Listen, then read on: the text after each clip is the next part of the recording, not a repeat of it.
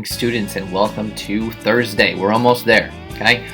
So today with our literacy work, we're going to continue kind of our same format as we've been going, but first of all, what you've all been waiting for, right? The joke of the day, okay? So think policeman, right? So what did the policeman or policewoman say to his or her belly button? You're under a vest. Like under arrest, but under a vest. Punny, right? So anyways, this week we're going to continue with what we've been doing. So we're going to look at some grammar. If you're already done with your MobyMax, that's awesome. You'll be able to go really quick. Today's the last day of assigned grammar. Tomorrow's just a catch-up day. We're going to continue our reading, and we are going to have our last writing prompt for the day as well. So here's some slides real quick to remind you what we should have been going through. Right, for our MobyMax work, remember, 6th graders, we are looking at the assignment Parts of Speech Overview, and then you should have finished nouns, nouns as subjects, direct objects, so we're going to look at subject nouns and direct object nouns today. 7th graders, we are looking at the complete sentences, fragments, and run-ons assignment, and inside of there, you should have done the first couple. We are on correct fragments 2. Get sure that's done, all right?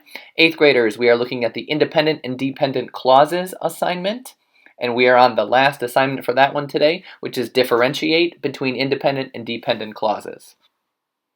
Then we've had some reading to do. So Newsela, if you haven't done Newsela yet, you need to get into Newsela, log in with Google, and join a class. Here are the join codes coming up right now. Okay, so if you are a 6th grader, 7th grader, or 8th grader, you need to join the class in Newsela first. Then you will have the different assignments that show up. Using the app can be a lot easier. So go to self-service, get the Newsela app.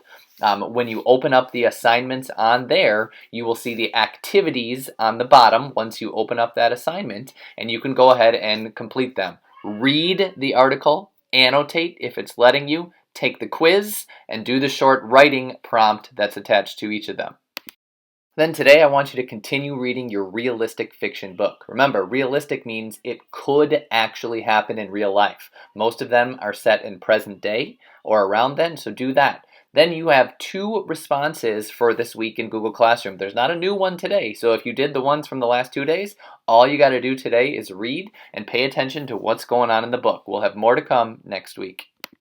Then the last thing for today is a little creative writing. Today we want you to think if you were in charge 100% of your school. So again, we get this in Google Classroom under writing for humanities, right? And you're going to write on the doc. This is the 4th prompt for today, and so we want to follow through with this, right? If you were in charge, what would school look like? There has to be school, and it has to be a little bit more than just eat, sleep, play video games, but you can make all of the decisions. Have some fun with it. If you were in charge of school, what would it look like? All right, Questonians, well, that's about what we have for you today. We want to make sure that you continue your work, right? We're following through. We're doing some grammar work.